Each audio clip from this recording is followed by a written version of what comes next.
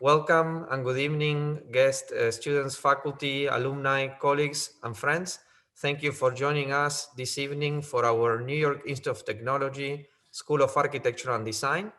On behalf of Dean Maria Pervelini and the Lectures and Events Committee, I would like to welcome you to this Lectures and Events series for the spring of 2021 semester. I am Pablo Lorenzo Iroa. I'm the chair of the Lectures and Event Committee, and I'm an associate professor at the New York Tech School of Architecture and Design. This semester, we are dealing with a correlational crisis, and I would like to make a very brief general introduction of why we're having the guests that we're having and the general context of the Lectures and Events series.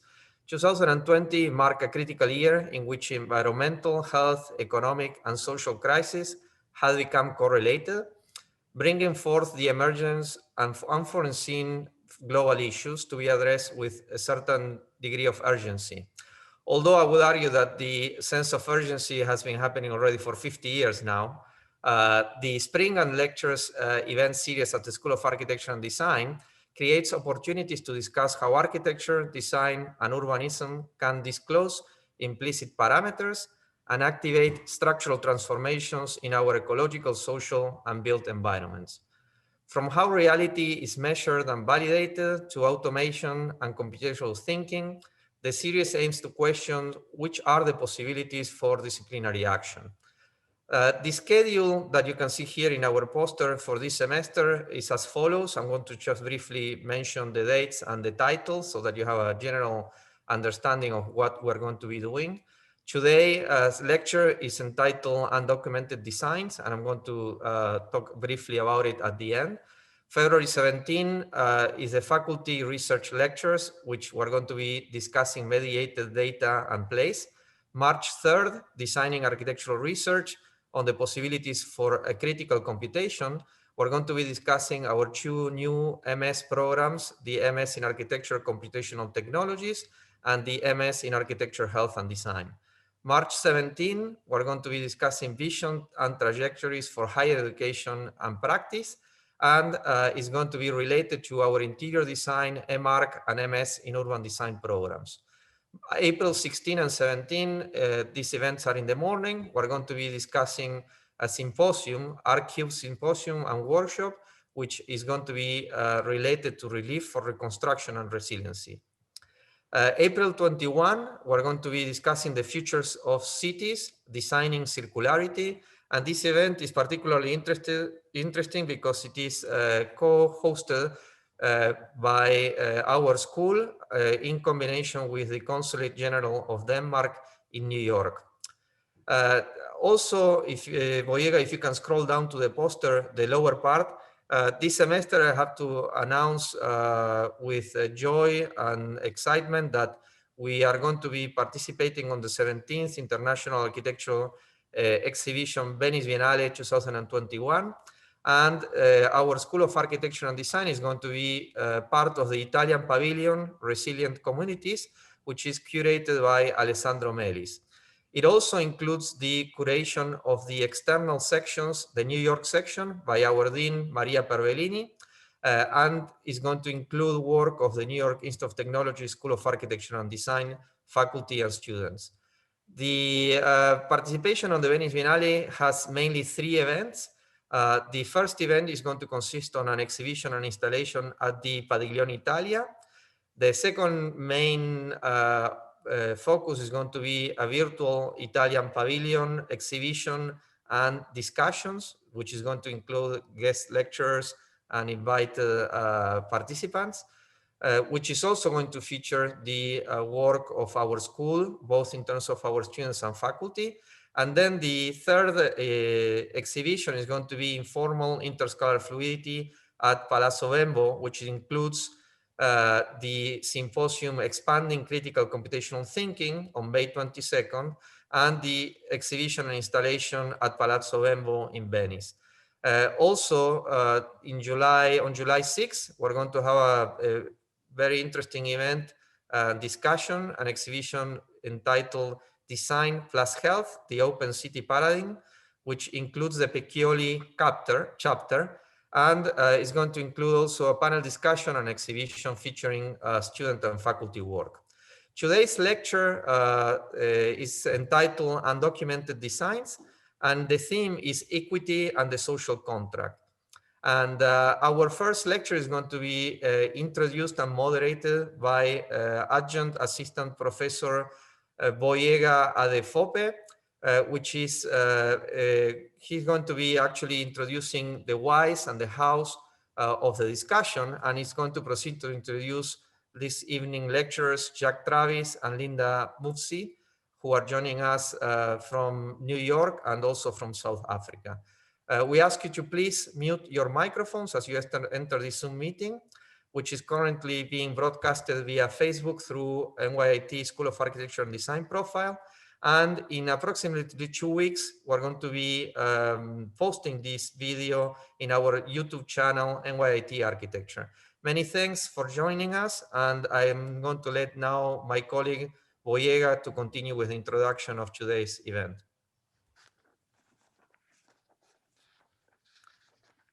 Boyega, you are muted. Sorry. Thank you very much, Pablo, for that kind introduction. Thank you to the Lectures and Events Committee of NYIT and the Dean, Maria Parvalini, and of course the school in general for allowing us to have this event.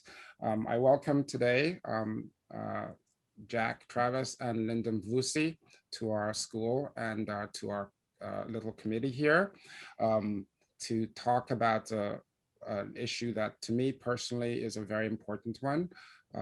It's titled Undocumented Design, Social Equity in, Social Equity in Design. And the issue here for me is about the recognition or different ways of recognition. When Pablo first introduced this idea to me, the idea of looking at things in a different way has been a theme that has run through this lecture series. And it, of course, resonated with me directly because I felt that this is an opportunity to represent or examine the way in which African-American, African, and minority designs is perceived and represented around the world. This lecture series hopefully will investigate some of this, and as a result, we brought two leading practitioners in architecture in general, as well as architects who are focused on the work of minorities in terms of the way in which they're represented or presented in the field in which we practice. So I introduce to you Linda, who has come all the way from South Africa, but via the rest of the world to talk to us about her experiences as a leading award-winning architect and award-winning actress. You can read her profile, of course, but she uses both of those fields of work to inform her practice. And her practice is universal, not just architecture or acting. I'll let Linda explain that better to us, but it gives us another way of looking at the field of design. Jack Travis, I've known for many years as a leading practitioner of architecture with a very strong focus on cultural representation, especially African-American cultural representation in the design field. Jack is responsible for major architectural works of the Kalahari condominiums in Harlem, and also his work is very visible, literally very visible, in the facade of the Harlem Museum on 145th Street, I believe, and Lenox. And Jack has spent 40 years, has spent all the time I've known him educating, practicing, and writing and teaching, and lots of other things. He's also a universalist in that field. So I'd like to welcome both of them today to talk about their work and their experiences and the way they see architecture and design in our field today. I introduce Jack first. Please go ahead, Jack. Hey, thank you very much. So, screen share first. Yep, you can share. Go ahead.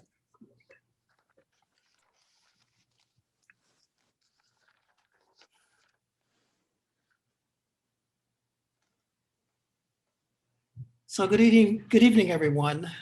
As you heard, I'm Jack Travis. I'm an architect trained environmental designer here in New York City.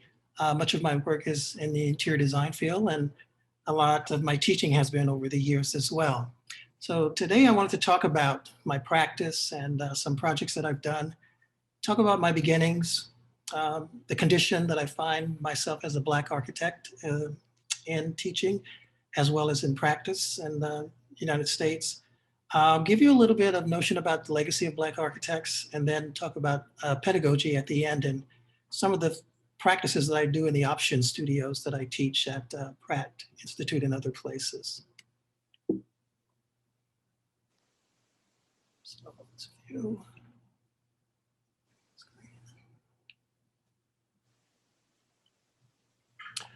So I've done a lot of residential work in New York City over the years, more than about a dozen projects alone in the Harlem community. Here are 3 projects that you see. The one on the far right is the bedroom of my daughter, which was published in the New York Times at the time when she was 4 years old. She's now 23 years old. And up until about a year ago, the room looked exactly like that from the time that she was a little girl. And here she is again in the room. And she grew up into this space. And the idea of this space was a sanctuary for a young child of color, particularly a female child. And when she comes home to an environment that talks to her about a world that she often does not see when she's out in play with her other students, fellow students.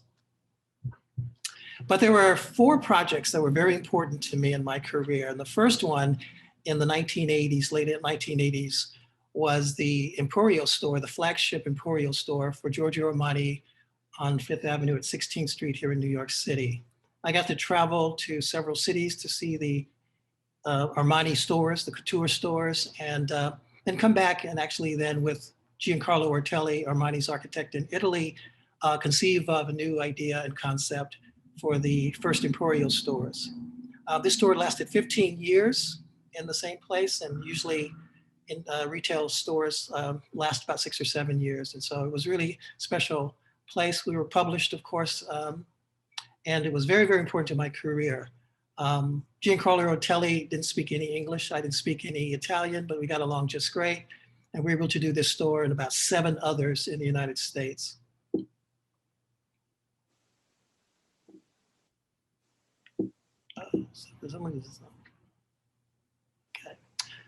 The second project was the residence for Spike Lee, his first residence in his acting and film career in Brooklyn. And it was a 6-story brownstone. And in this project, it was very important for me to understand how Blackness and Black spatial identity needed to be fused into an existing envelope that had a very strong other kind of attitude towards it. One that you didn't want to desecrate, one that you didn't want to get rid of, but somehow find meaning and identity within that. And so that kind of catapulted us into the next project for Wesley Snipes, a residence on the beach in Los Angeles, which was a modern envelope. And we were able then to come in and to really give him the kind of look and feel that was very, very important to his identity as a Black man and our identity as designers searching for a Black identity in design.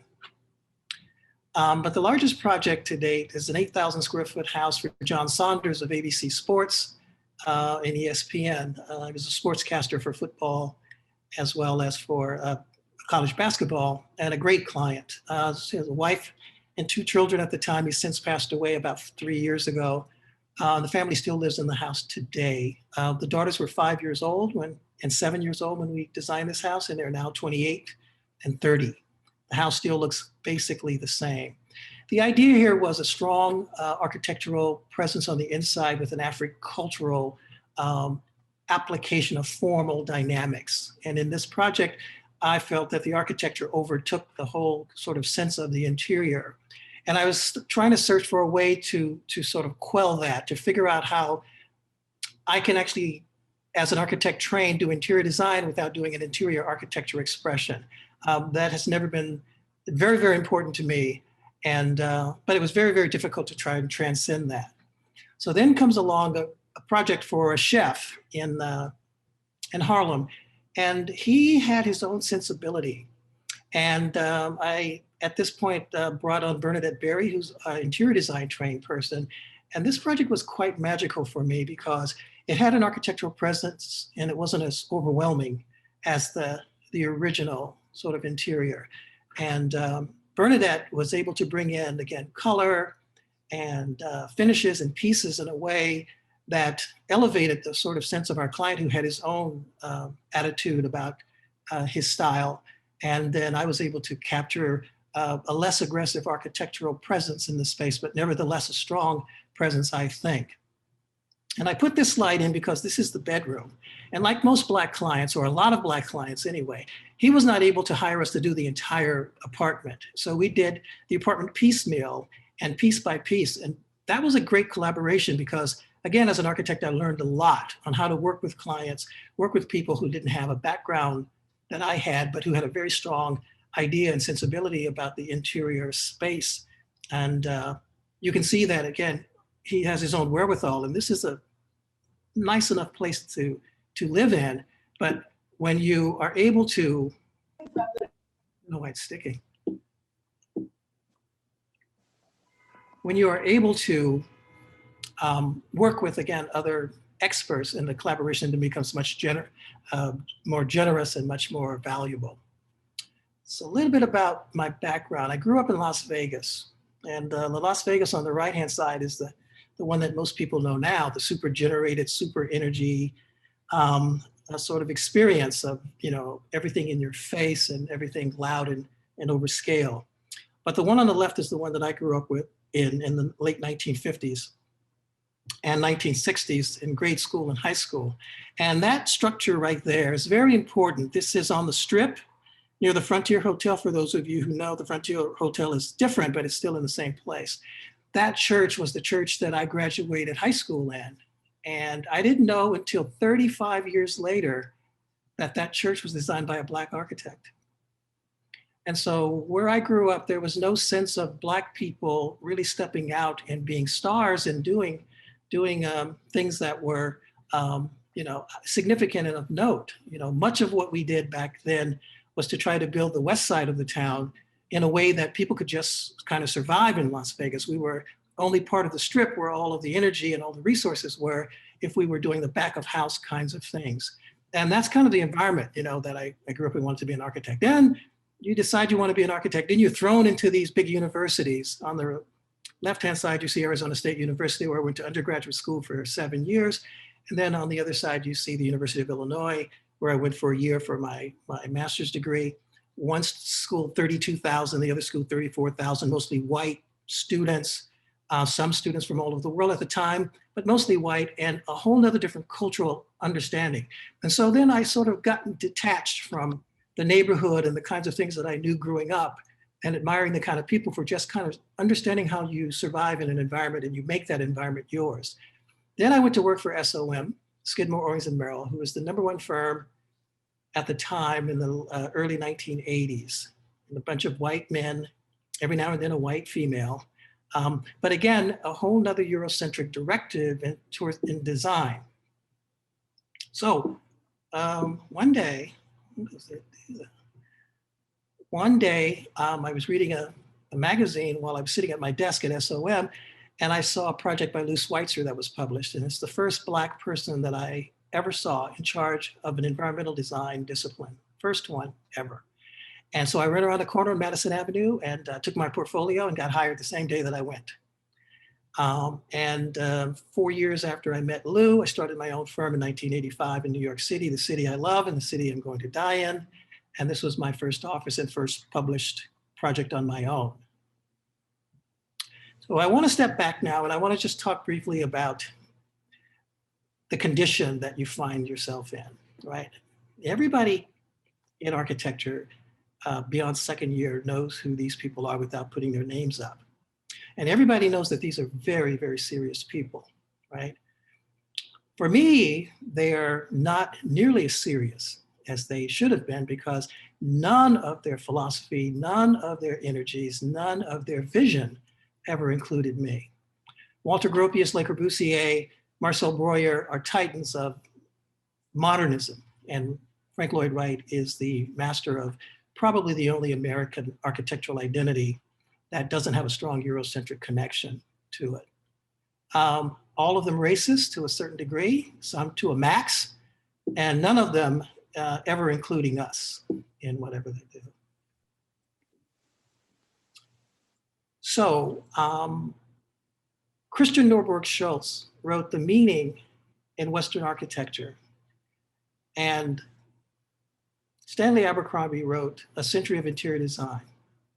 And when I look through these books, I recognize the first 40 or so pages of having a focus on Egyptian architecture. Then we leave everything Black, everything in Africa, and everything for the next 400 pages is about Eurocentric architecture. Not much about anything east of Western civilization. And Abercrombie has nothing in this book of 100 years on interior design that has to do with Blackness, which again is scathing. The person that you see half-faced on the left there is Arthur Drexler. And at the time I came to New York, he was head of MoMA, the Museum of Modern Art. And I remember a discussion in the early 80s, or late 80s actually, after Jean-Michel Basquiat had passed away, on whether or not he was finally going to be someone that they were going to put in the archives. And there was a silence from Drexler and from MoMA, and he wasn't put in the archives until years later. And so this is where we find ourselves. And so at this juncture where you've seen my work and you've seen that I've become successful and I've worked at top firms and gotten through some large schools, the question still is, what is the angst? What is the condition that, again, I think most of us who are Black find ourselves in? And then you wonder if it's like just you, and you realize that there's a lot of voices that feel the same way if they're of color, particularly if they're Black, male, and especially female in design. So Craig Wilkins, who I listened to last evening in a Zoom meeting from Miami University, University of Miami, brilliant orator, talks about that in this little piece that he calls Dear Architecture. And he basically says, it does not include me. And it goes back even before Craig and I. It goes back to the 1960s when the AIA invited Whitney M. Young because they couldn't find a Black architect to speak at the time.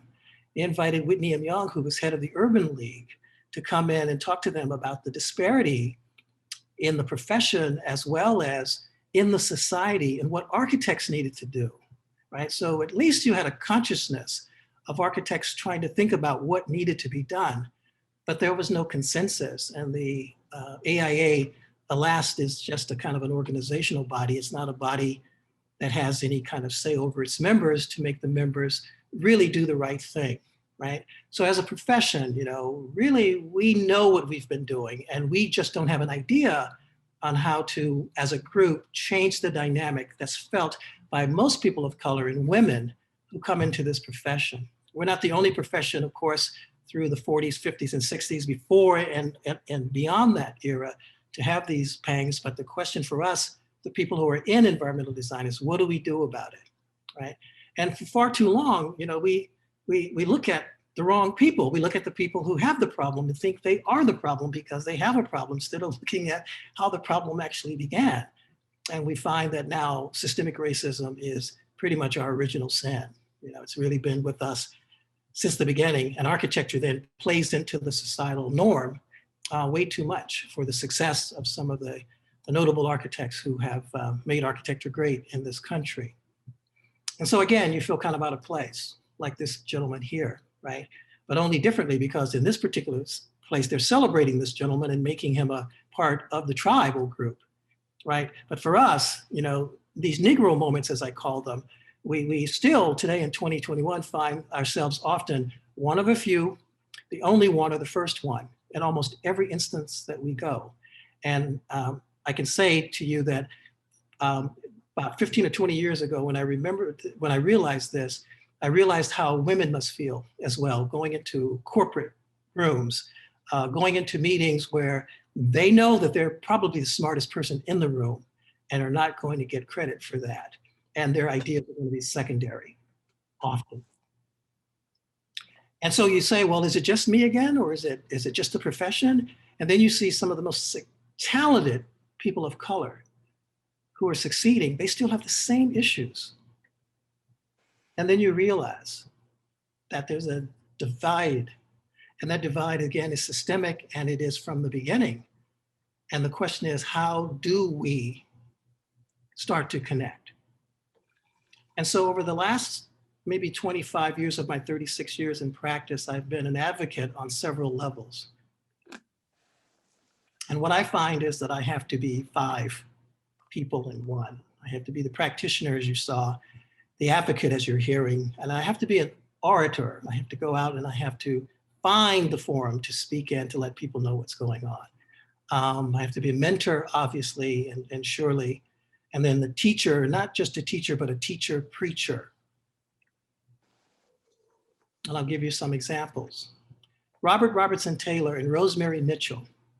Robert Robertson Taylor is probably the first Black person of color, to graduate a School of Architecture in the United States. 1892, in the top 10 of the class. I think there were only 17.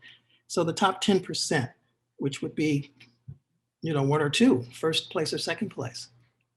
And he was only able to go down to Tuskegee with Booker T. Washington and work. Nobody would hire him in Boston, which we know is one of the racist, if not the most racist northern city in the United States, after graduating tops in that class. Rosemary Mitchell may be the first Black interior designer in the history of this country from the 1950s and then the 1960s, where she worked in Chicago. There's absolutely no information on Rosemary Mitchell on the internet. I was fortunate to meet her in her studio about 10 years ago when she's passed away. She was a wonderful woman. She's in her 80s. She was just delightful. And she told me so much about how it was and how she grew up in Chicago. Mvusi Meredith and Paul Revere Williams. Mvusi is probably the first international style modernist Black architect. She designed her own home in Virginia, based again on Bauhaus style. No other Black architects was thinking about any other modern style. Most of the architects who of note were doing churches, and they were doing small buildings that had neoclassical, classical orders in the architectural expression. Paul Revere Williams is the first super Black architect, gold medal winner, AIA, probably done as many designs as Frank Lloyd Wright, they say, and his legacy throughout Southern California is phenomenal. First African-American to be part of the AIA and first fellow, Black fellow of the AIA. And then it opens up and you find out that there were Negro buildings in the 1880s and 90s and into the 1900, 1910. And these were places where people exhibited all of the things that Black people were doing up from slavery. And one of the most significant architects is William Sidney Pittman, who did one of the most provocative of the Negro buildings, and who also was a carpenter. He was a master architect and planner, broad design, and he was also a person who could do detail. In fact, he actually left architecture frustrated at the racism and became a carpenter. And we've been training students and trying to get scholarships and get Black students in since the 1940s. Here you see students in the 1960s in Harlem, and Art Symes and Max Bond starting schools on 116th Street, not far from where Boyega lives, and trying to get students in. In 1 year, they got 7 students into architecture. And these are things that are ongoing, and they keep changing. And I want to focus a little bit on interior design because we are extremely present in interior design, but again, that presence is very silent. Here you see 4 of the biggest Black stars of interior design in the industry: Joy Moeller, Roderick Shade, Lisa Turner, and Sheila Bridges. But there are several, and here's your top 20. And so when you go looking, you find. And so I did a book because I could not find. And I profiled 35 architects. I want to finish because I want to give Linda some time. I want to finish on the pedagogy that I do in my classes, right? I have my students think about design, culture, and how those two confuse together to make something that's different and more dynamic. This is an Italian student, Joseph Cangialosi's project, And what he wanted to do was to design a Maasai store on Madison Avenue. And I can't tell you the layers of energy and excitement that conjures up for what that storefront can actually be. Here's a model of the beginnings of his project. And here's some of the imagery and background of how he studied this one particular tribe and all the aspects around this tribe to evolve again a store that would sell the artifacts that this tribe is known for. And here are some of the boards and the images of the storefront, the plan, which gyrates and radiates out from the center, the way the crawls are built and placed in the compound. And then here are these soldiers, these warriors that actually make the display pieces. And the floor pattern is about the youth and about birth and how it explodes out in the different pieces of scale of tile from center to out.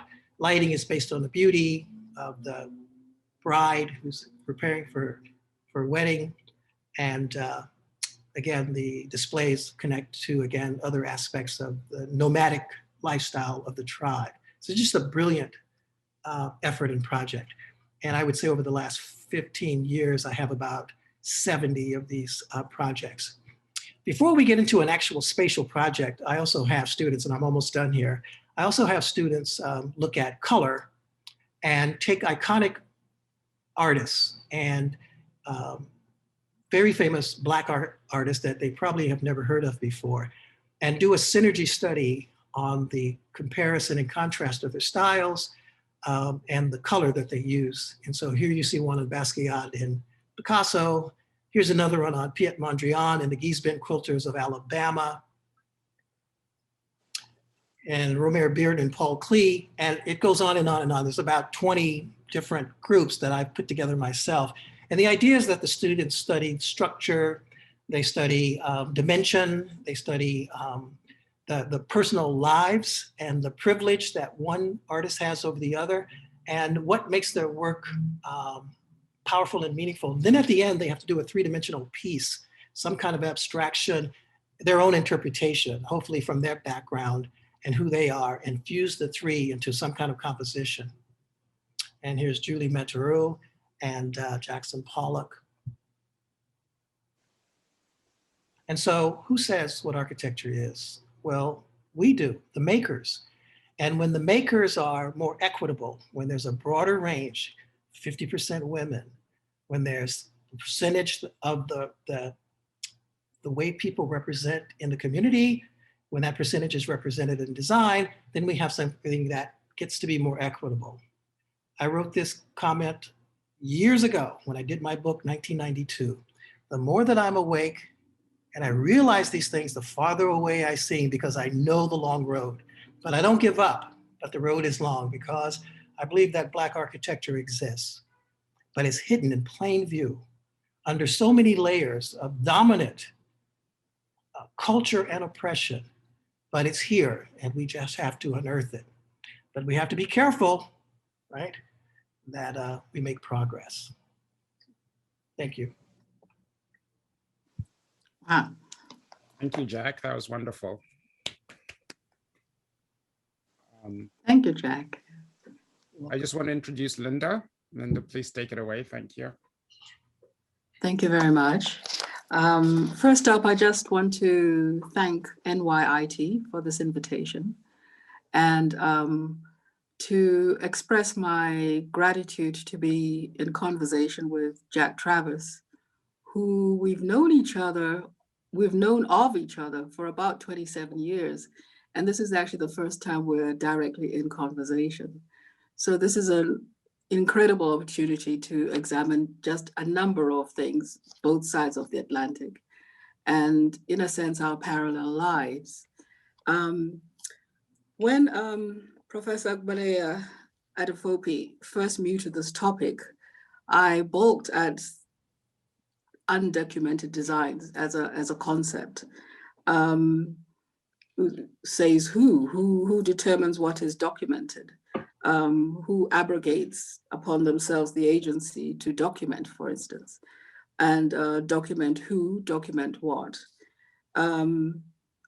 And as I was putting pen to paper, thoughts while thinking, it occurred to me that the shift needs to move from documented to designs, because designs are an expression of thought, and the exteriority of that thought, that is the action, produces the design. And what I'm wrestling with, and I hope it comes up with the conversation, is design is the document. The document external from the mind, that is the design. That is, if you haven't designed, nothing exists. If you haven't drawn it, if you haven't formed it in 3, 4, or 5 dimensions, nothing exists. And nothing is no thing, it's zero, it's zilch. And particularly coming from Africa and having focused my practice in Africa, the concept of documents come in all kinds of form, both orature, the physicality of a document, and where even without or external to the oeuvre of archaeology, the building, the product, the pot, that is the document. We then read that as the document. So it begins to question as to why would you be documenting the document? And of course, the other perspective, especially coming from Africa, is just because you don't know about it does not mean it's undocumented with. But what I'll do is I'll just share how I approached this lecture. Was that I'll begin with the often asked question as to who are you? How did you grow up?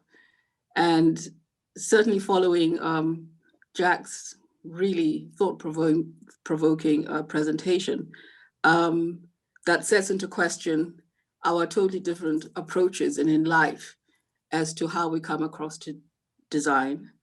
I'd like to highlight the kinds of lived experiences that have been key watersheds in my life and in practice. Cultural security, the structured exclusions that Jack has referred to, the twin ones, race and gender, and the kind of key life tools, design thinking, that I've applied over 41 years, and in a sense, hold myself to account to. What I'll do is, Sheen Square, yes. Okay. Right.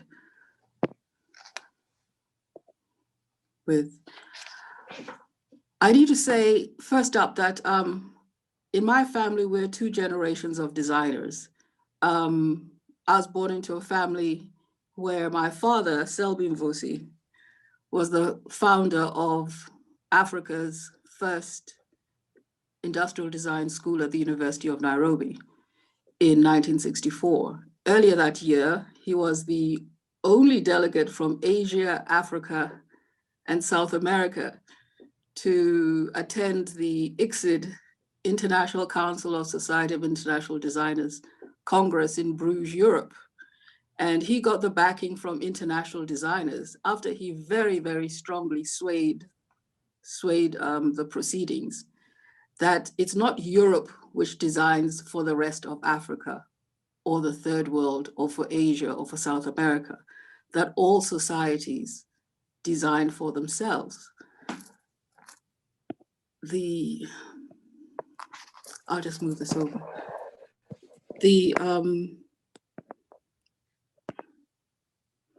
So from the beginning, we were always involved in our parents' lives. We knew their workspaces. In 1961, we left South Africa for what would be 32 years exile. And here's a photograph of us in my father's art class. Here we are again, that's my brother. So we were the exhibition goers. We made comments, basically. These are his students at this high school in then Southern Rhodesia, which is now Zimbabwe. This is 1961. And what is very interesting with this group was that he took their art and exhibited it in New York in 1961. And here we are playing with the art which they had produced. So in our house, the principles of art and design, it wasn't something far or at a distance or removed. It was very tactile. It was something that you lived with. You touched it, you used it. And in fact, beauty and art and design and just the art of living was a daily occurrence. With here we go.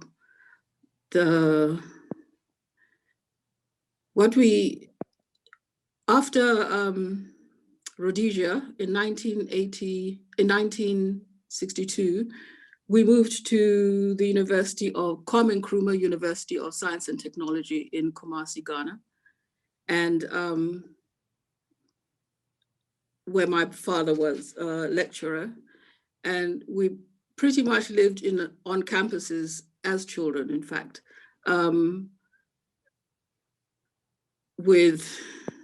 in a very multicultural, multinationality, because at that time, probably Ghana was the center of Black Renaissance in that sense.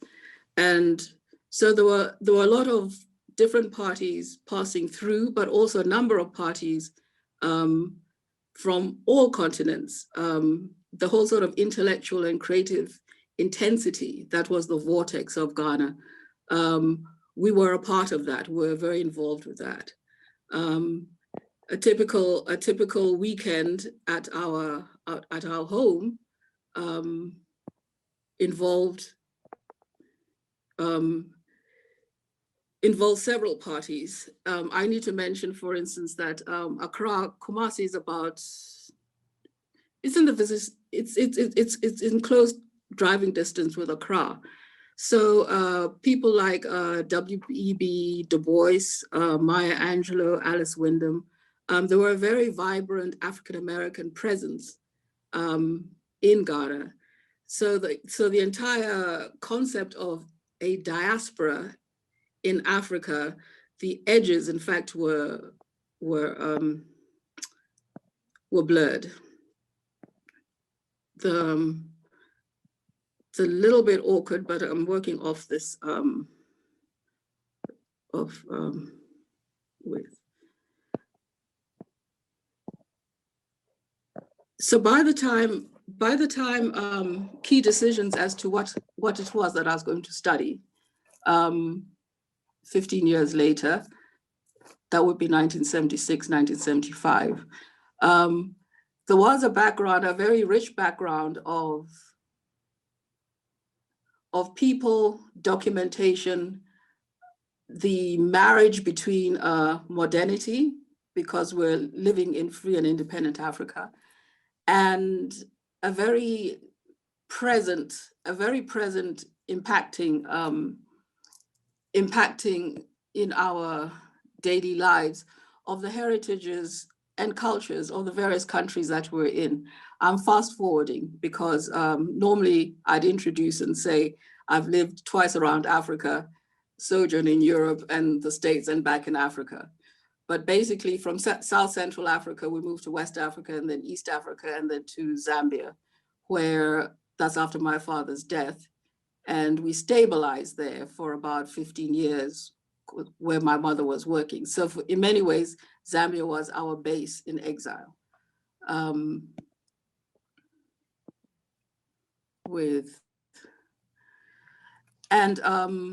The key question which has influenced me primarily was the search for cultural security. Now, the United Nations probably has, I did once read a lengthy document on the definition of cultural security as a basic human right. But I would, in pedestrian language, it is the ability to live comfortably in your own skin as you self-identify, to be able to feel, to think, to express, and also to resource and to refer from all of your heritage, current, present, and in the past. So I turned down several scholarships to go to Europe and elsewhere, because I was adamant that I needed to be in a part of Africa with the kind of cultural density, of heritage and modernity. And in 1976, I enrolled at the university, back again to Ghana, back to Kumasi, at the same university where I'd lived in. These were exciting times. And again, coming back to documentation, was that at the time, Hassan Fadi was the big rage. Terribly exciting, because he was one of the first architects that I knew in Africa who was designing with the poor, not for the poor.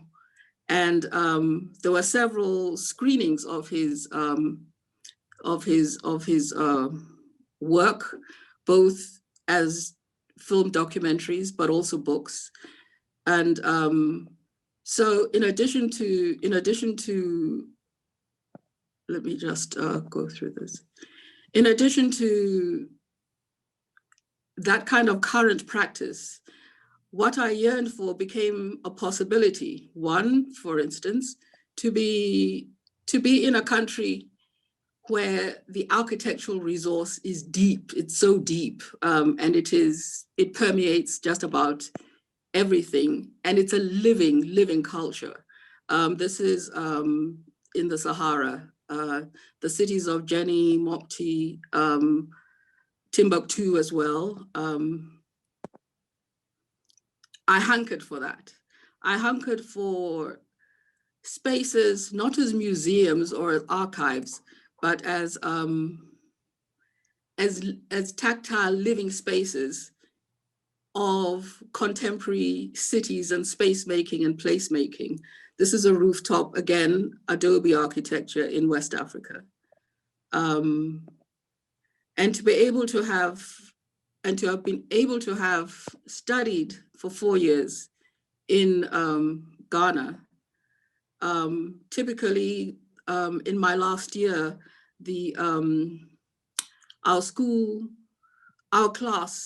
our thesis was in Boku, which is a town on the northernmost edge of Ghana, overlooking the Sahara Desert.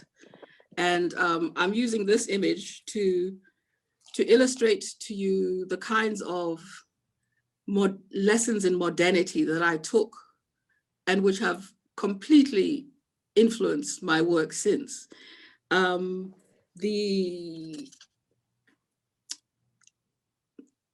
was pretty much an adobe town. Everything was built of mud, puddled mud.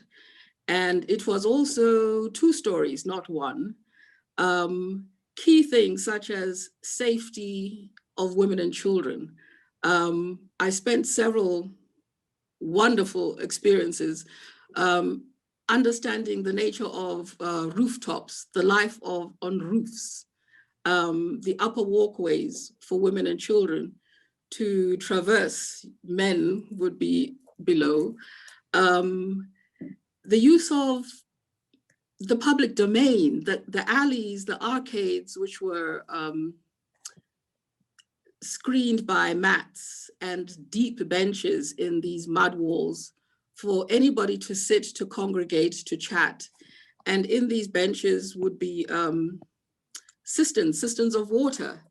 And this town organized itself entirely the way one knew that cities along the Indian Ocean, that municipality, these were the responsibilities of municipalities, for instance.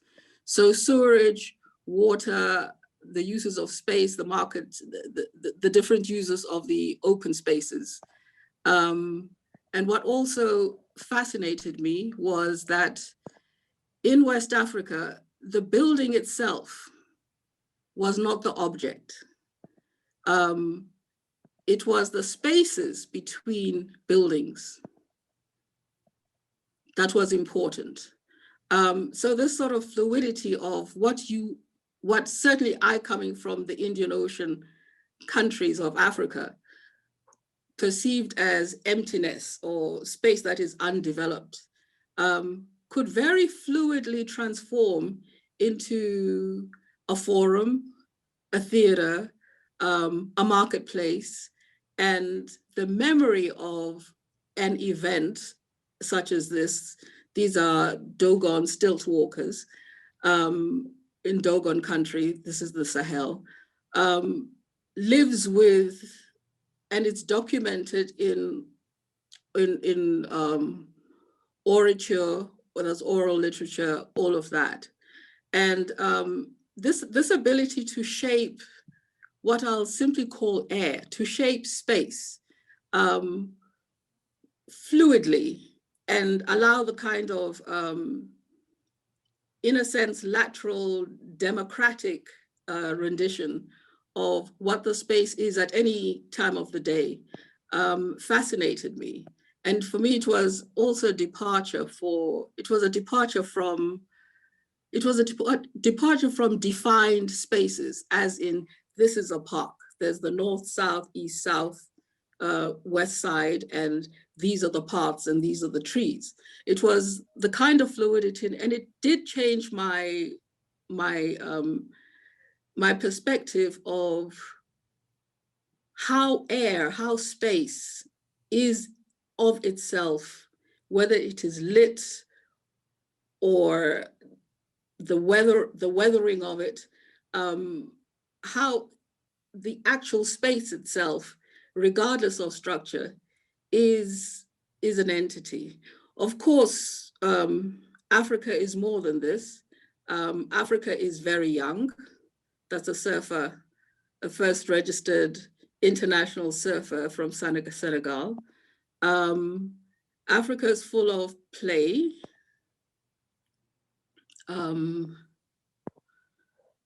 And we're very young. The demographics of Africa right now, I think we are the youngest continent. And this is primary, in fact, to, there's one more. And also giving space for young people to define themselves without any definition. This is a swimwear Ankara cloth by a Swedish Ethiopian designer. I'll just rub through this and pause.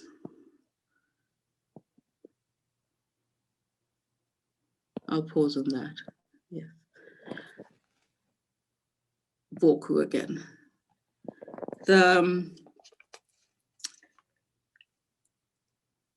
The other watershed, as mentioned, is structured exclusions. And of course, the Twin Peaks are, as Jack said, race and gender.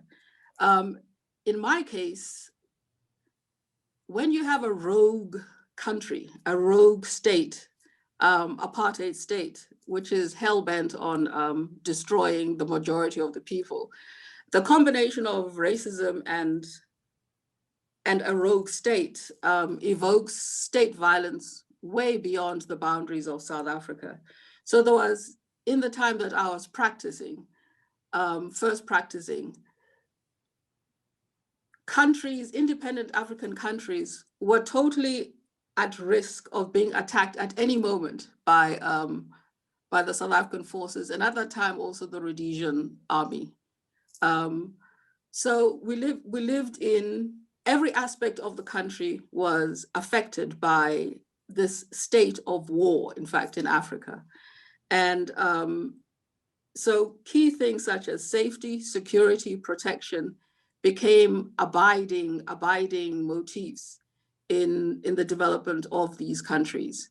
And as designers and architects, this was the materiality of the reality of what we had to work with. These were not, as much as the major development was, the major agenda of these nations was development. Key to that until, because there were at least 4 countries in Southern Africa which were still colonized, violently so, I'll say, by rogue states. So necessarily our work was both development, but also safety, security, protection of the citizen population and the region as well.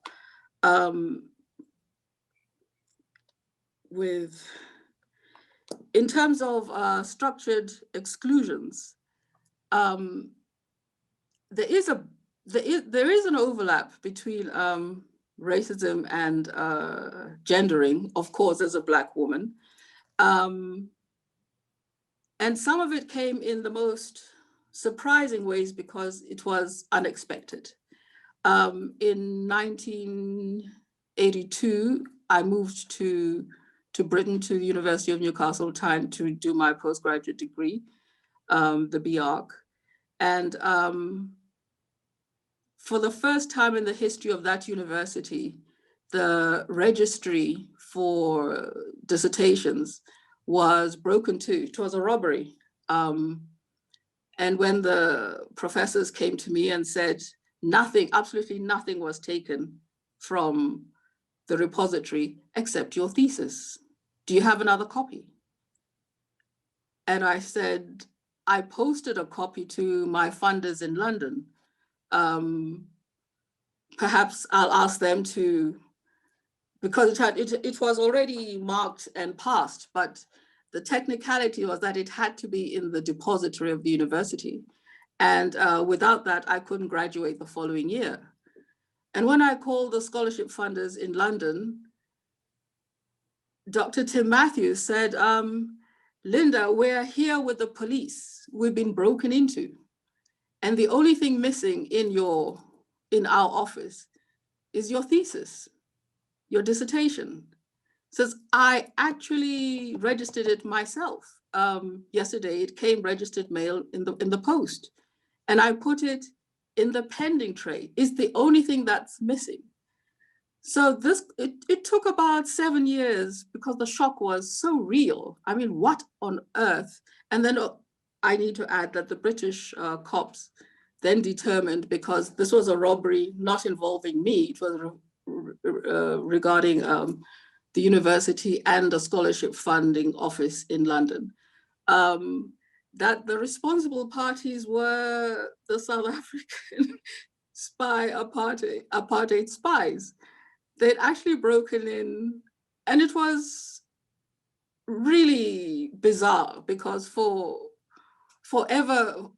about 7 years, I kept asking, why would the entire apartheid spy machinery want to steal a thesis on MUD, on Adobe? Because I was still in love with Adobe, and my second thesis was on Adobe.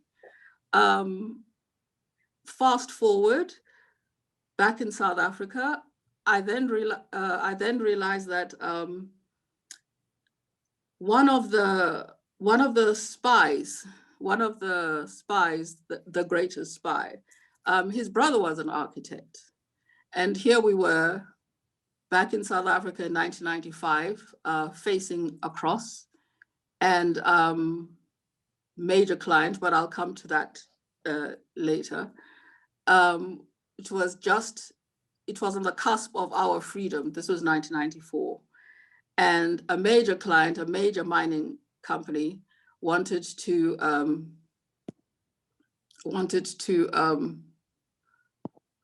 I'll just illustrate this with, they hesitated about giving me the responsibility for the office block, and were suggesting that this is in Midrand in South Africa, and they were suggesting that I team up with existing all white male firms. And across the conference table in their offices sat the twin brother of the spy. And he admitted that he knew more than he knew more than enough about me in that sense. Sorry, I'm fast forwarding because I'm missing videos. But going back to England, in the year before I graduated, I'm back at the topic on structured exclusions, is that the RIBA, Royal Institute of British Architects, published a study. So I'm trying to get back to you.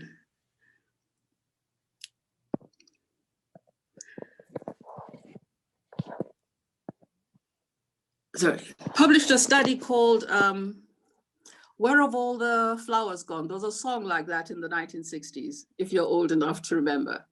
And they'd done a study of up to 37% of women, British women, graduating from architecture faculties. And then did a parallel study following them through to discover how many of them were actually designing.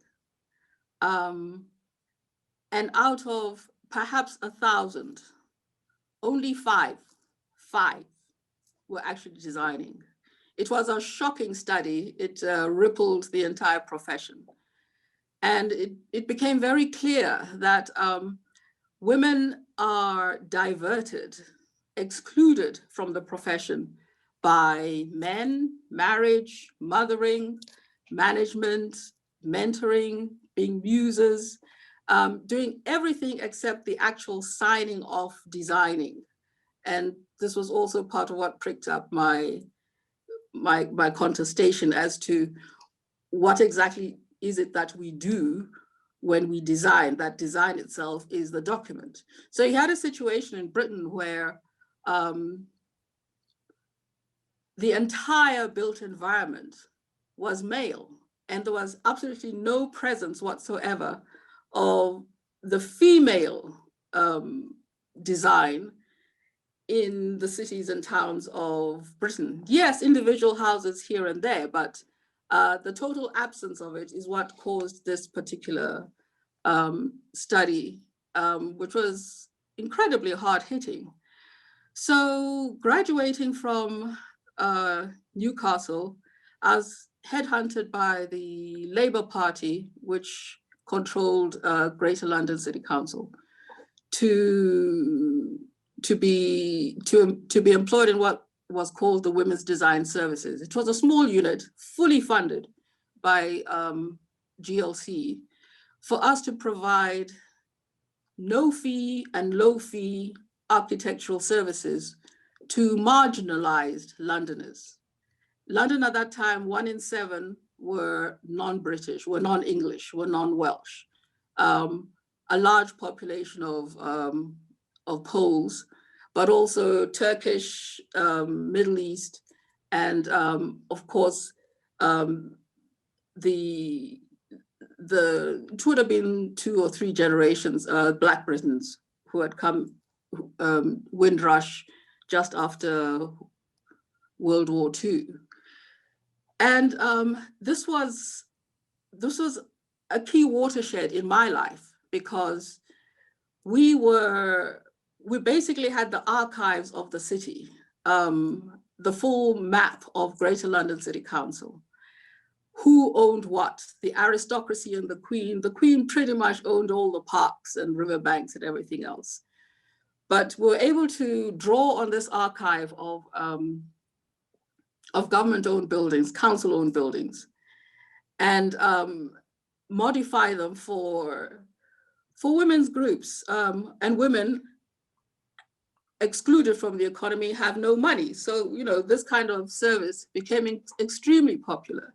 And what we did was we created a template because the challenge we had in design, and especially coming from Africa, where there's so much space, and all the buildings that I had done in Africa by then, because I worked for 2 years in Zambia after graduating from Ghana.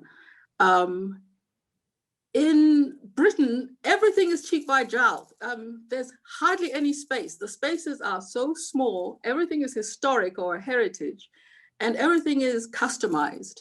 So what we did was we applied design thinking to come up in a sort of an industrial process to create these kinds of templates to meet, I would say, off the Neufert chart.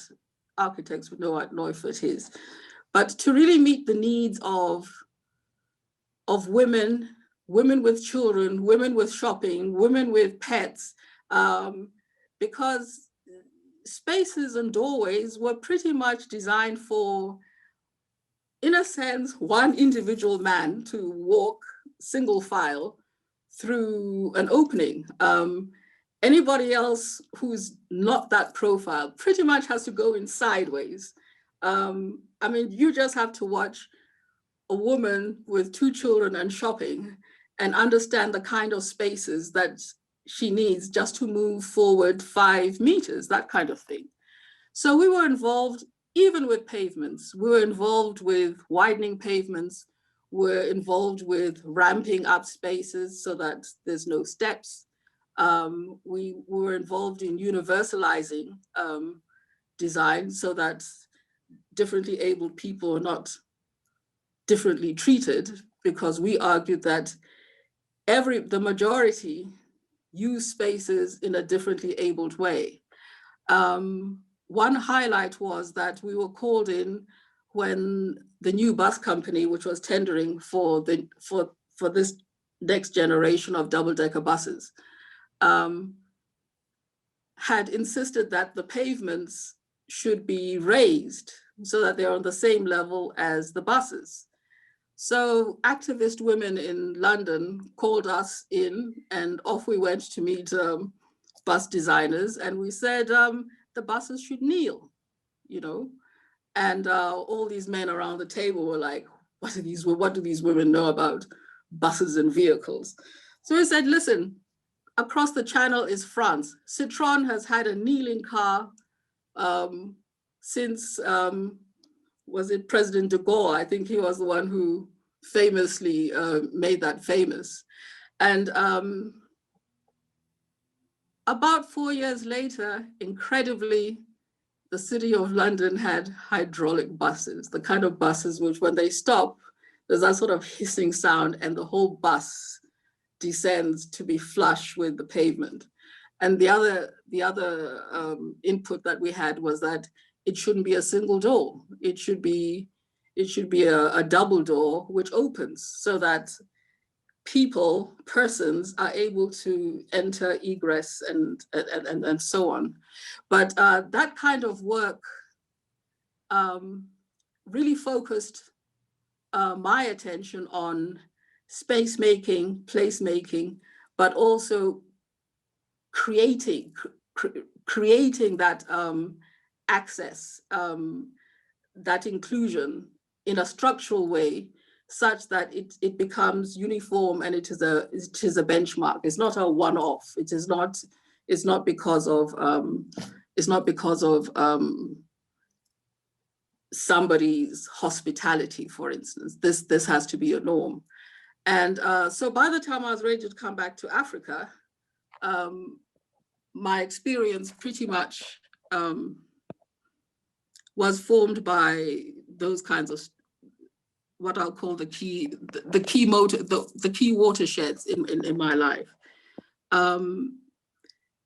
I returned to I just realized now that I'm not able to upload the videos here, but my first work was in Zimbabwe, where I used, and it was for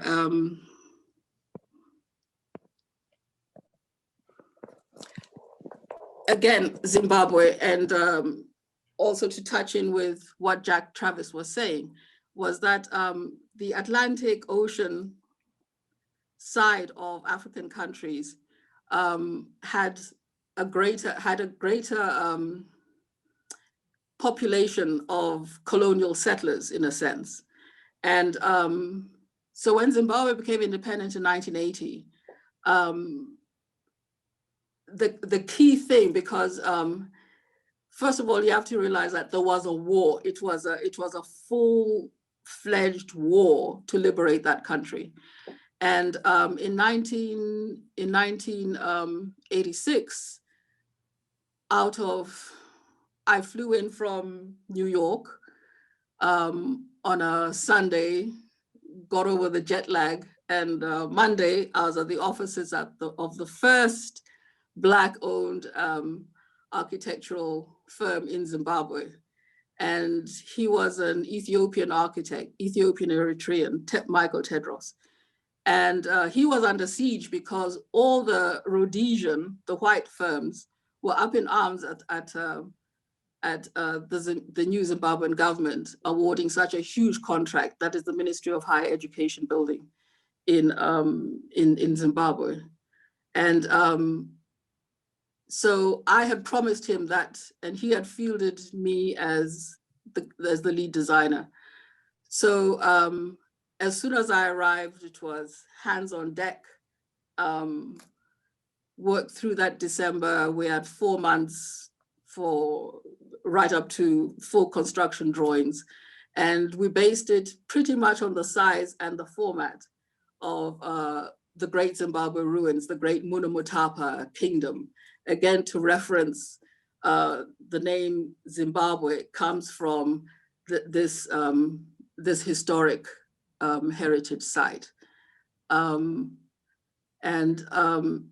Unfortunately, I'm not able to upload the photographs, but it remains to date the largest project I have done by far.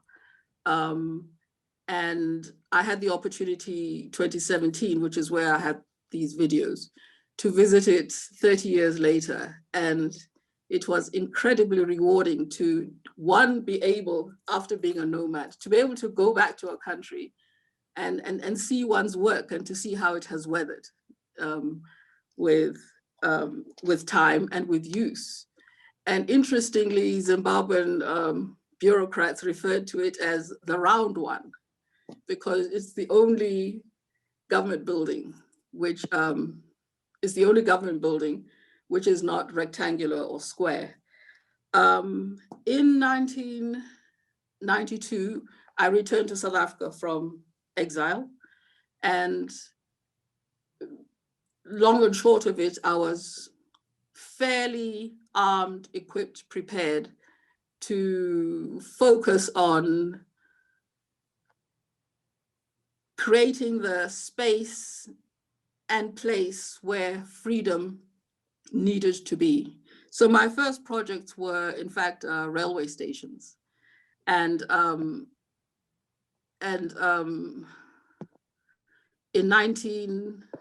let me just maneuver this. Let me go back a bit. This project, this is in 1993. And the importance of it is that this is Johannesburg's central business district. The importance of this is that it was self-generated. You might call it chutzpah, but it was one of those moments where I just felt all my ancestors have existed for me to be ready for this moment, was to, again, in the using templates, is that using design thinking and creating templates, is that I evolved the urban village model, which is a very simple concept in that it's taking, and it was required, I needed a template, I needed a tool to cut through all this legislation, apartheid legislation, and so on, which affected the built environment. But the urban village is basically circles of different uses, whether it is residence, work, leisure, etc., overlapping and with a diameter of 50 minutes for adults, 5 minutes for children. So as a template, it was very easy to take it and measure any space, whether it is a town or a village or a city, to measure its healthiness with. In parallel to this was that the Transport Authority, which is here called Transnet,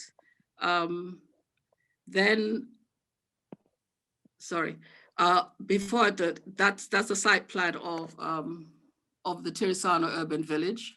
And for this, I called in friends from exile. In New York City, Davis Brody Architects. I think they're the 5th largest architectural firm in New York State.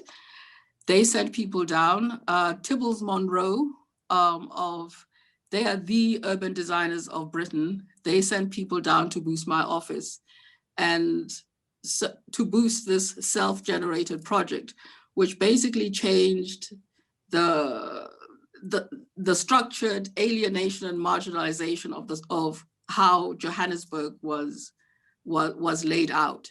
The area to the south and left of the project, it is the old market sheds, where you see that sort of banana shape, and a whole lot of Indian and Malaysian, that is Africans, South Africans, Black South Africans of Asian descent, who'd lived there from before World War II, had been removed by apartheid. So the whole concept of this was to Linda, I'm sorry to interrupt you, but I have to keep track of time. Yes, okay. I would like you to have a little time to exchange with Jack, and I'd like to have obviously questions from the audience and have you engage with the audience too. Okay. I mean, this is fascinating, and I'd like to stay on all night, but I'm sure everybody else has. I'm sorry about that. Yes. No, we appreciate it. Thank you. Can you just give me a minute to finish? Yes, please. Of course. I'm not cutting you off. Yeah. So the nature of the projects that I then engaged in South Africa were by necessity governed by this principle, again, a template that architects, artists need to create on the same scale that society has the capacity to destroy. And in so doing, that pretty much influenced the other major projects that, for instance, Park Station. Here is Park Station during the day. This is the largest one train station in Africa, but what we created, especially with the second story, was the largest arcade which links North and South Johannesburg. And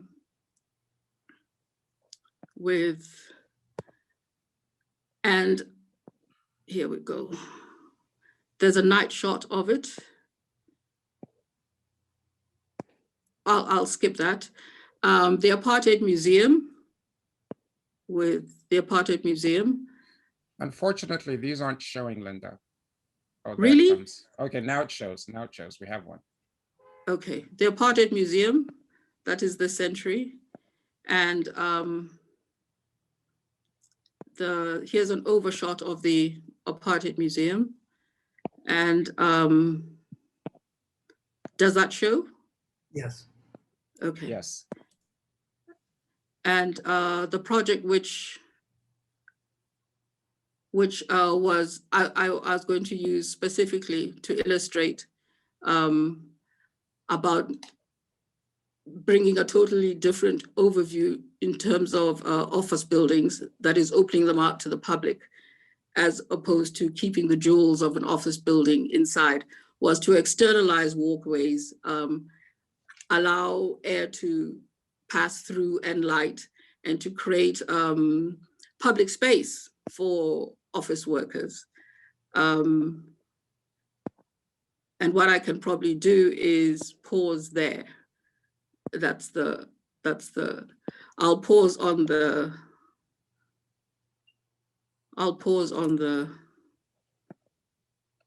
night shot of Park Station, which is extremely special to South Africans because it is a spaghetti. It was designed as a spaghetti mess where people of different races would buy different tickets at different counters and go down totally different corridors to arrive at the same platform at different at the same platform, train platform, to enter the same train, which went to the same area, and the next station replicated that. So our intervention was to open it up and make it one inclusive space, but also to make it a social space, a rendezvous. And my particular pleasure is that a year after it was complete, the largest rave party, I'm too old actually, because I had to ask what is a rave? They said it's a massive disco, was held at Park Station. And I'll pause it there and we can revisit certain other things with. Sorry, this is a hop, skip and jump through the presentation.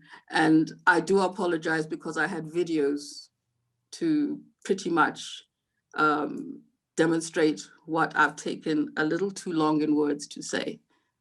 Thank you, Boyega. Linda, thank you so much. Thank you.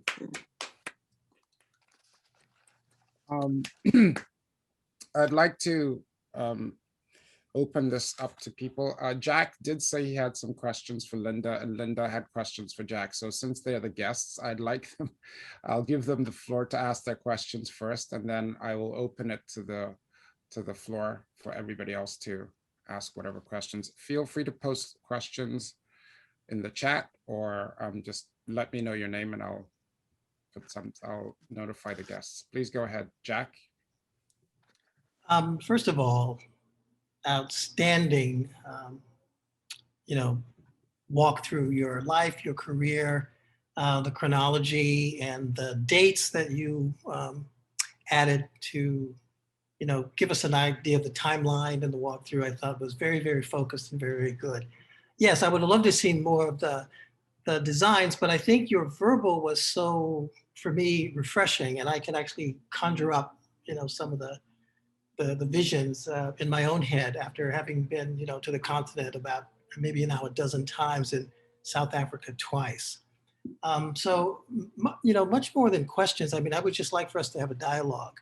I'd like to know, when you were young and growing up, you had a whole nother different lifestyle and attitude and upbringing than I did. When I grew up in Las Vegas, it was very, very much a poor area, and all Black people were poor, and all Black people were at a certain level uneducated.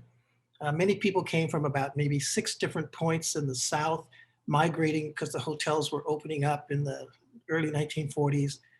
And Black people couldn't live in Las Vegas before 1942. We lived in a place called Henderson, Nevada, which was somewhere between where they built the dam and where Las Vegas was actually sitting. And I remember going back to Henderson to 2nd and 3rd grade to mostly all white Catholic grade school, 2nd grade and 3rd grade for me, and smelling rotten eggs and realizing that there was a sulfur plant built in Henderson. That's why Black people were allowed to live in Henderson, because nobody else wanted to. And then Henderson started to grow up on the west side. And that's because of the prevailing winds. Somebody had figured out the prevailing winds were easterly. And that's where Black people were settled. And then just one more thing before you answer. Beyond that, there was about maybe 3 or 4 people that my father knew, all men, who could build houses. And those are the people that I remember building the west side of Las Vegas.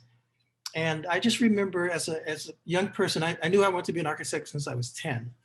And I remember watching a brick house being built, just brick, no insulation, no sheetrock on the inside, just brick, 8-inch brick. And I remember this guy named Dave. He's a light-skinned guy with kind of curly hair, definitely black in features and definitely black in spirit. And he was building a lot of different people's homes. And I remember him framing this brick house for a window. And he put a window in a bedroom just so that you could get light in. Now, I don't think he thought about that. I think he thought about this room needed a window, but it had a very high sill and it was just a window. I remember the first time that I saw full height glass, floor to ceiling. I could not believe it. And I could not believe that was possible.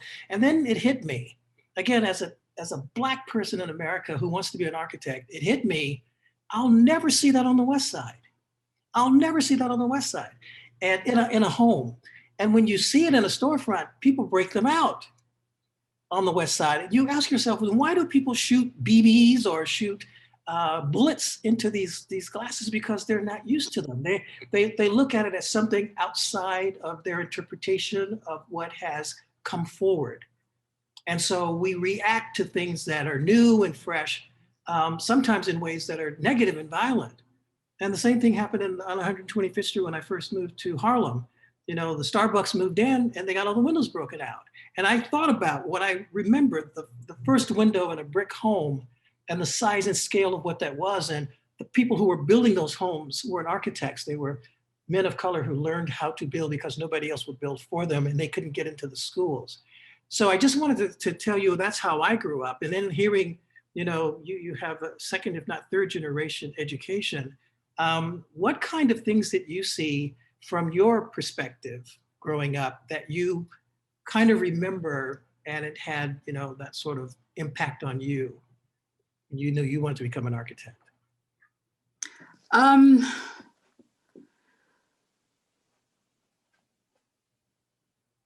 What you're describing about how you grew up in the United States, let me unequivocally say South Africa is like that. It still is that way right now. It's a generation since we voted, but the fixture of the apartheid separation and the racialized measuring of what each and every race, and each and every race is highly segmented, highly defined, and these beliefs still permeate society, even if the major mountain crests of this legislation have been removed by a democratic parliament. So the majority of South Africa right now is, in my eyes, having lived and worked in Africa, in the rest of Africa, it's incredibly shocking. It is traumatizing. It is debilitating. It is designed to degrade. And a large part of one's work is, to use the term, persuading the new democratic government to at least move to a center position of equity for all. Because we have a situation where during apartheid, there were entire political movements which raged against these matchbox houses, which apartheid government designed for basically 2 rooms, 4 rooms. But we have millions of the same model replicating in a free South Africa. These, and they're called incongruously, they're called Reconstruction and Development Program houses, RDP. I mean, they are essentially anti-family, they're essentially anti-habitat. And they're literally just boxes. There's no landscaping. It's just grids and grids for kilometers of the same 2-room, literally 2-room, 3-room RDP houses. And it's one of the big reasons why I've refused to do housing in South Africa, because you have to dismantle the legislation. We still have in South Africa right now two different kinds of building regulations. In 2021, we still have building regulations which allow developers to develop exactly the kind of housing can't even call it housing, that I've described. For certain, I mean, the names have changed. It's no longer Black, but it'll be terms like low income. And now there are low income white people, but somehow they're not included in this definition of low income. So those kinds of battles remain, and they are huge. They're huge. These are the kinds of things that block us as a country from, in a sense, progressing. What can I say, Jack? I think in Africa, the big thing, when I say Africa, I'm talking about Africa continent, where I grew up, was that independence came in 1960. More so the Anglophone countries, less so the Francophone countries, and I won't even go into France and its relationship with 14 former French colonies in Africa. Or maybe I will, because there's huge denial, but France takes from 14 African countries, 86% of their GDP. That is banked in France, in the French treasury.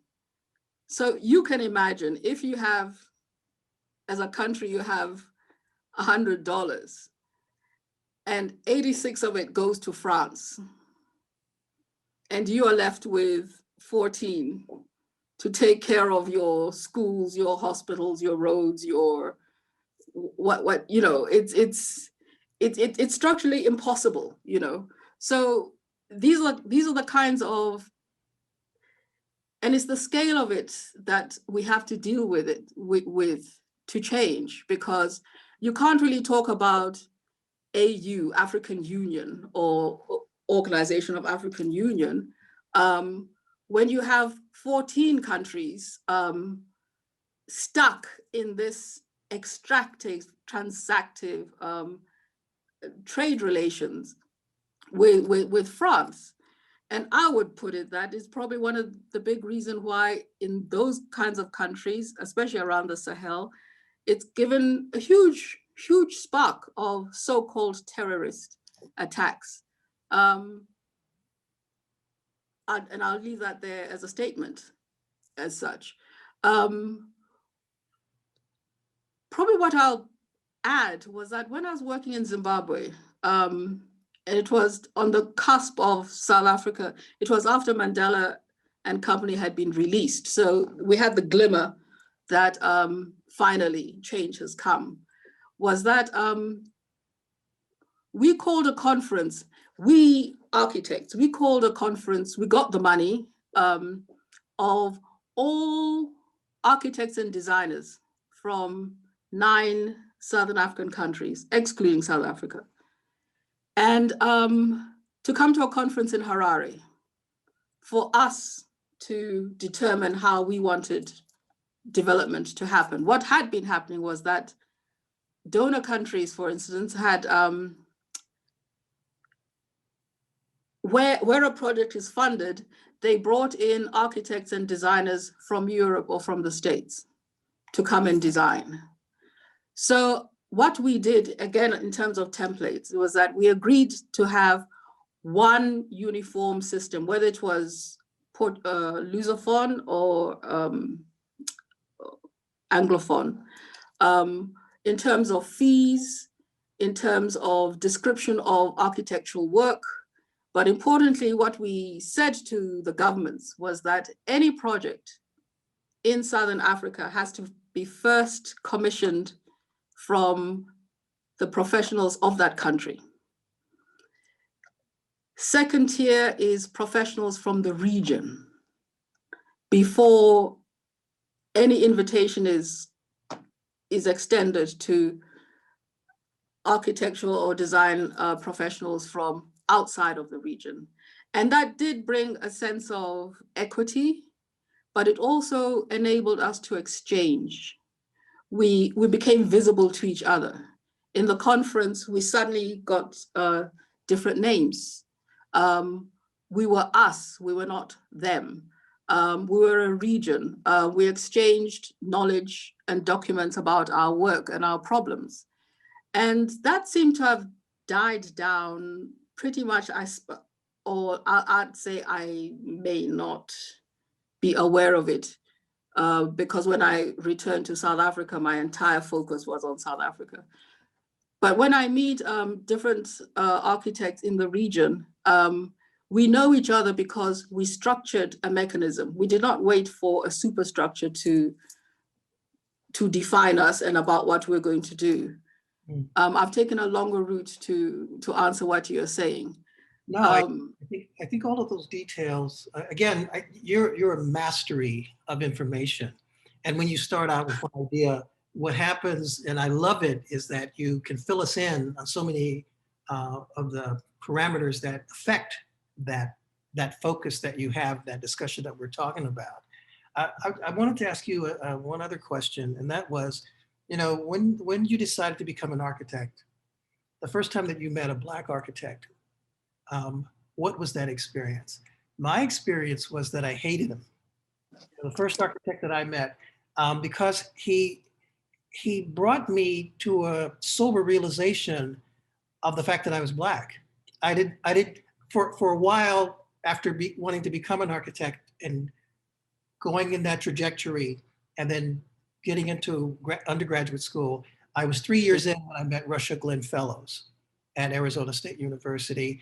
And he was not a design professor, a studio professor.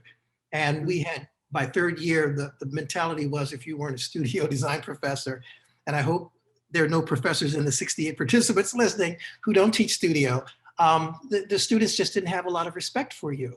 And so the first Black architect that I see comes in and he teaches construction, right? So I don't talk to him for a few weeks, maybe even months. I kind of blocked it out.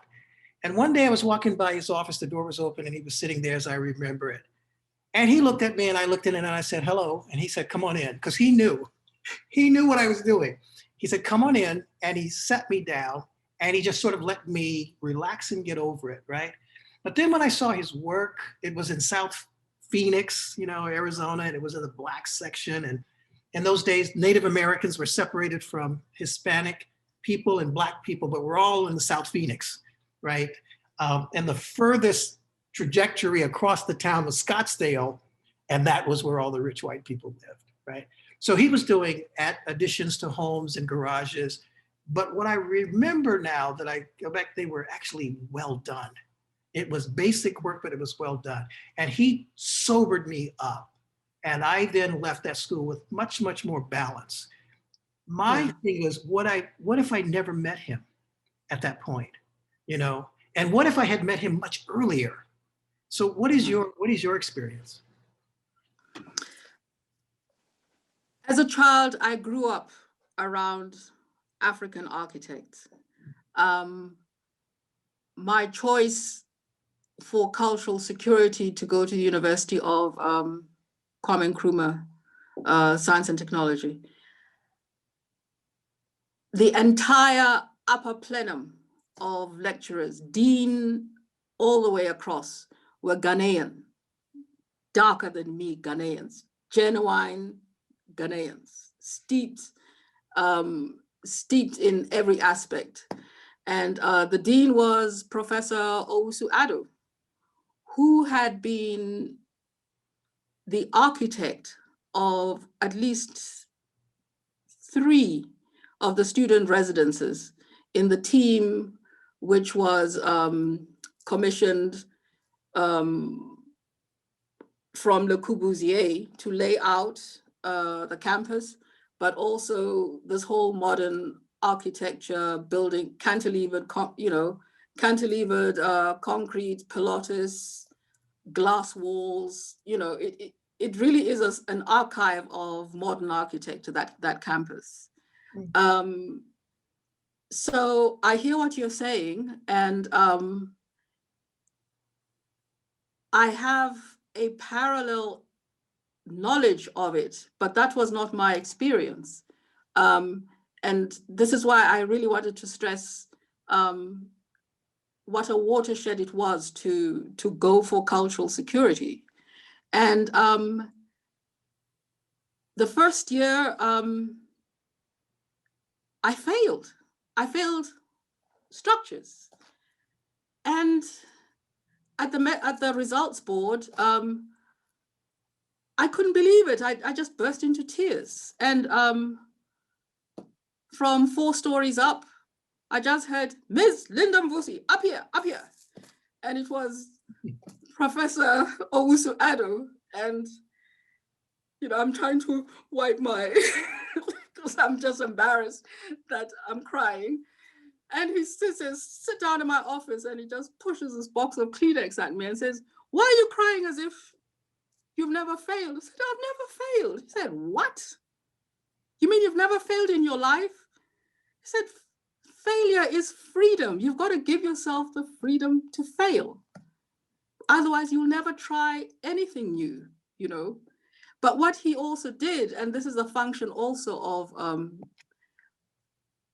the very real meaning of having someone who looks like you, who is at that level, as an example, was that he had immediately collared a lecturer from the mathematics, applied mathematics faculty, which was two buildings down the road. And for 2 years, in fact, for 3 years, I had extra mathematics classes at no extra cost to me with this math professor. And to be able to regain my mathematical language, it was more than maths, but it was to regain a key language in me, which is maths, I mean, even art or music. These are all different languages of expression. And I do wonder if someone other than him would have taken that kind of direct, very personal action at such a moment, you know. And I hear the hurt and pain of, let's call it exclusion. And part of what has mitigated that for me are these very real humans who exist in one's environment, who in a sense have led the way. They show us, they show us not just it can be done, but they show us it has been done. It has been done. And they show us it has been done not just by the middle class. They show us, because in Africa, as you know, Jack, 70% of buildings are designed and constructed by women, you know. So they are part of our archive. This is what I meant about design is the document. You learn how to turn a corner with a building, not from plans and sections, but from the actual reality of a tactile building. I don't know if I've answered you that. No, I again, I'm listening to your background and to how your vision is about growing up. And I hear, again, there's 2 different mappings, and I think Boyega wants to chime in here, so I'll make this real quick. There are 2 different mappings because you grew up with a certain level of privilege, and you were able to open up and realize that there's a whole nother different lifestyle that you needed to connect to. And that lifestyle that you see, particularly in South Africa, is much more like the lifestyle that I saw here without apartheid, right? That we find people of African descent worldwide in the condition more over like the condition that I'm in. But there's this wonderful condition that you were a part of, and that, as you said, you had all these professors who were darker than you, who looked like you, and it was important that they came to you. And so I'm thinking now of again, what I thought about when I was growing up about the continent of Africa, and how I had no real sense that there were families and people like you and architects and designers. And again, it always raises the question, what if? So we are curtailed worldwide. And the question is, how is that possible? And there's got to be this full court press mapping of racism, you know, and people, Native Americans and Inuit, the smaller numbers, suffer the most. We are the largest number of the people who are most marginalized, and yet we still strive and use the beauty of you. But I think Boyega will come in and have people open up the floor. So thank you very much, Linda. Well, thank you, Jack. Thank you, Linda. That is that all of those are so eye-opening and educational responses, both of you. I would like to open this to the floor. I have lots of questions myself, but I'm not going to hog the stage. let other people ask. So Deliwe Kekana, I hope I said that right, asked the question. Let me see if I can get this right. Apparently her father and worked with you, Linda, in the early 1990s. Her question to either you or Jack. Hello, yes. Her question to you or Jack is, how in the face of the pervasive systematic racism that exists in both South Africa and the United States, do you maintain a cultural authenticity in design, especially under the pressure of those who commission the work to dilute or appropriate the cultural influence? So I'm going to ask you both to be concise and quick, because we'd like to have, there are quite a few questions up here, and I'm sure there are other people who'd like to ask as well. So please, both Jack and Linda. You go first. You go first. I think it's strength. I think it's the fact that I'm a very, very strong person.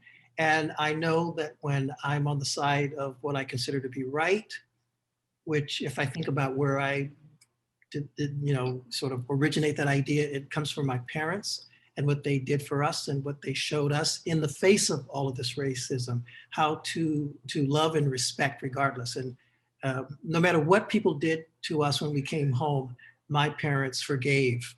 They knew how, and they still endured. My parents had 10th grade and 4th grade educations. My mother graduated 10th grade. My father graduated 4th grade in the same building, the same with no floor, in the South, one in Mississippi, one in Louisiana. And they found their way to Nevada when the hotels were coming around, and they both got jobs. And my mother and father worked. My father could never read or write. And that's a long story. And I worked with him 2 summers in construction, but he could never do that.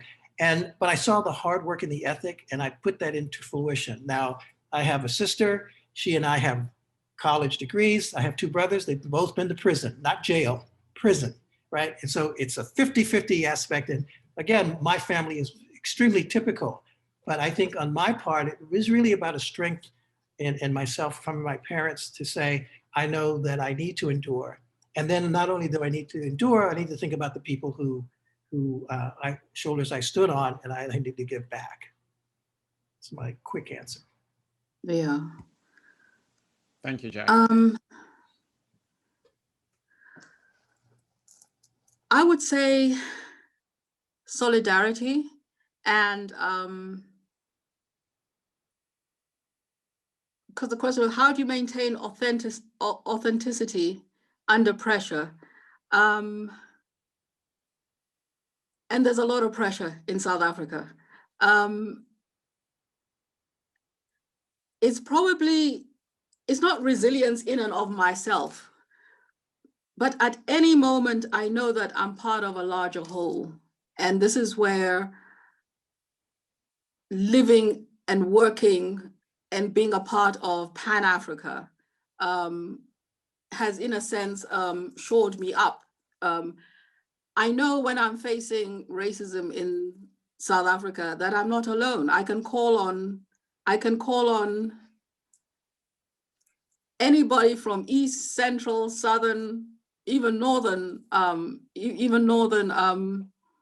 Africa at any one time. We're that connected. We know each other. We know of each other, which is part of my pride in knowing Jack Travis, that we've known of each other for 27 years. When we set up the Association of Black Architects, you and a whole lot of other African-American, organized African-American architects, Black Britons, Black architects from different organizations. I remember that it was a Nigerian who was head of the International Union of Architects. You all converged to Johannesburg to support our launch. And at that time, we were 40 architects, 40 Black architects, 30 Black architects of Indian descent, you know, and we were under siege from an architectural profession which numbered 4,000 whites, you know, who pretty much expected us to dilute ourselves in the 4,000 and hunker down.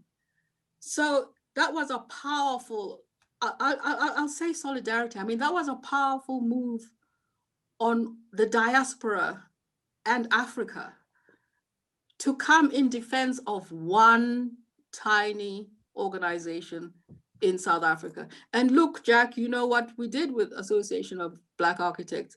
We took on this new democratic government on the chin. You know, they were all ready to roll out a roster system where somehow we Black architects were considered lesser, not as experienced. And I mean, this ANC government, they were quite ready to roll out a roster where work would be given to white firms, and those white firms would then choose which Black firm to take on as a junior partner. And we said, no way, you know. So that kind of solidarity enables you to stand up, even if you're one in the room. One is enough. Connections are very, very important. Absolutely, yeah. Okay, thank you so much. I'm just gonna move through these. Each of those answers deserves time to absorb because there's so much that you said and so much you didn't say there. But Zainub Verji, Hassan Fateh's influence on Suha Özkan, the founding Secretary General of the Aga Khan Award for Architecture, is known. I want to ask both Linda and Jack as to what impact has the Aga Khan Award for Architecture had on this idea of equality in the practice. Of course, we know it became an intervention to the dominant modernist paradigm, but did it influence equality? Did it influence equity? Did it influence equity? I would say no. I would say that what I thought was the most positive about this emerging other awards organization was that they focused away from Western culture so that people could finally see in a larger platform or venue what was actually going on outside of Western culture. But you know, we've known for years in China what has been happening. There's been great, great architecture in places like that, India, and we've just never ever seen it. You know, you talk about Hassan Fateh, and I think Laurie Baker is the Hassan Fateh of India. And if you look at his work, and he's not Indian, but his work is incredible in terms of, again, working with poor people and working with the area, the local area and the vernacular in the area. And all of these people and all of these instances are out there.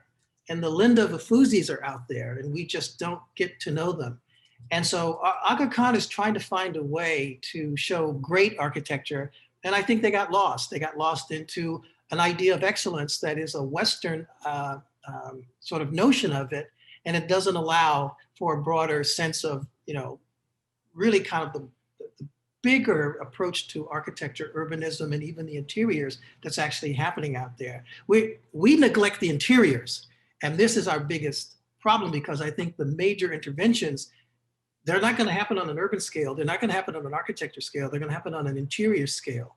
And I think an organization like Aga Khan really needed to understand that and to push for, again, all of those different venues of environmental design that are sort of hidden voices. Sorry, thank you, Jack. I just want to jump in there. We are going to stop the recording live on Facebook at this point, but we are staying here for as long as people wish to stay here. So I just want to notify you of that. Sorry, Linda, I didn't mean to step on your toes there. Please go ahead. Hi, Zainab. I have to say, Zainab Virgie is my primary school mate from Nairobi. We go back more than half a decade. I'm not really cognizant of the effect of the Aga Khan Awards. The Aga Khan effect on my peers in Africa was largely around facts and information, disseminating facts and information of other architectures, of other design sensibilities, not Eurocentric in that sense.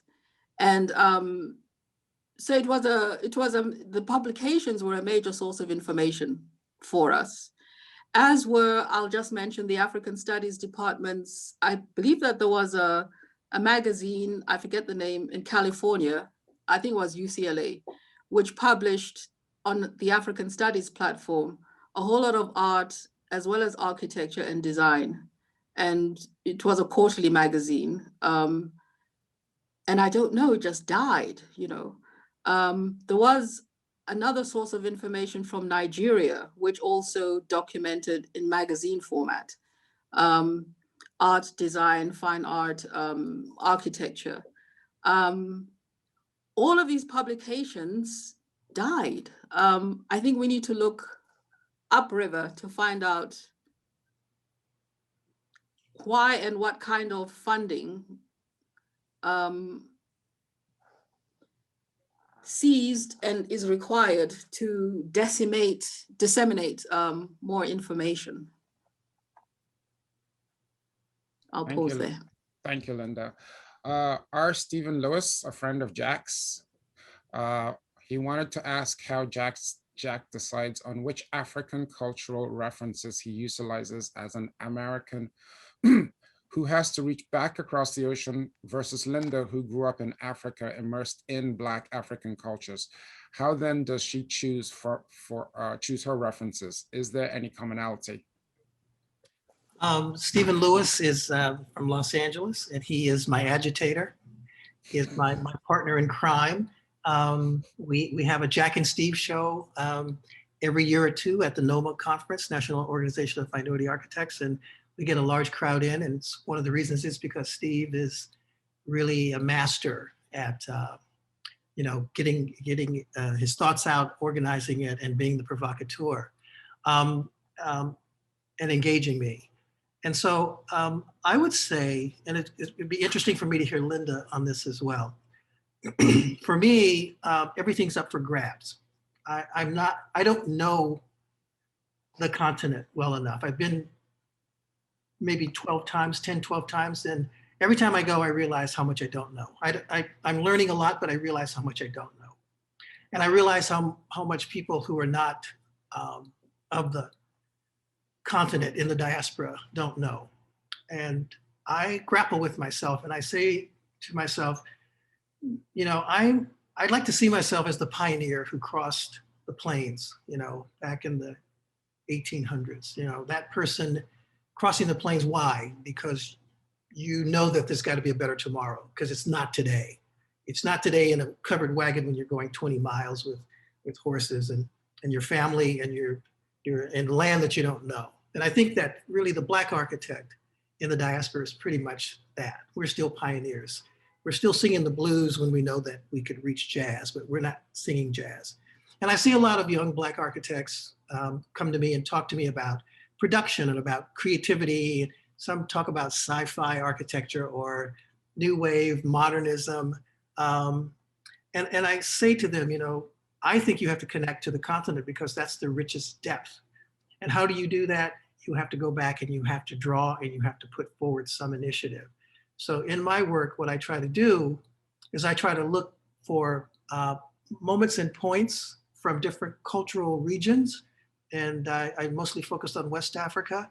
And I try to figure out how the visual reference of notions of Blackness from deep in the history come forward. So over the last 15, maybe 20 years, I've evolved 10 principles that I approach design with. And it's not a dictum, it's just the principles that I use because I don't see another avenue. We don't know enough and we don't learn enough, and there's not enough avenues for us to learn and engage, even with so much information on the internet, for us to really have a strong idea of how to bring forth an African architecture that has some depth. But it'll happen, but it may not happen for 300 or 400 years. And as a pioneer, you have to know that. I mean, the people who traveled the plains in the 1800s, you know, look at what we have today. They could not have envisioned what we have today as a lifestyle here in the United States, even with all of our problems. We have a great, great lifestyle. And it's on the backs of those people who decided to get in those covered wagons and cross that plains, not knowing what they were going to get. Yes, they decimated the natives. That's not what we're doing. We're not trying to decimate Western architecture. We're trying to add, I think, to the palette. But we have to do it from our perspective. We can't go to the Valhallas, the Ivy League schools, and learn how to interpret an African sensibility in the way that we create urban spaces. We cannot do that. We have to figure out a new way, and that means we have to explode it. We have to be, I think, pioneers, and we have to be able to be risk takers, as Linda talked about earlier. You have to be willing to fail. So what I see in a small building or a small space, 16 different cultural dynamics happening from 16 different tribal groups that I don't know anything about, yes, I would. And I would try to figure out how to do that with some sense of understanding of the principles of design that I've been taught in Western canon, and the principles that I've evolved from my experiences of looking at Blackness and Black identity.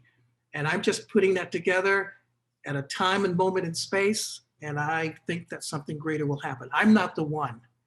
I'm part of a beginning, I think.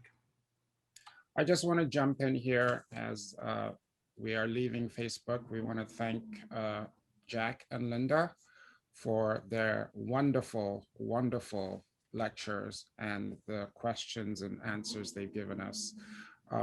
We're saying goodbye to our Facebook friends, but we are inviting everybody to stay and continue the conversation. But thanks a lot, so much, Jack, and so much, Linda. You have taken this beyond what I hoped this discussion would be about. And as I expected, I'm personally very educated, and I hope everybody else got something out of this. So thank you, and goodbye to Facebook.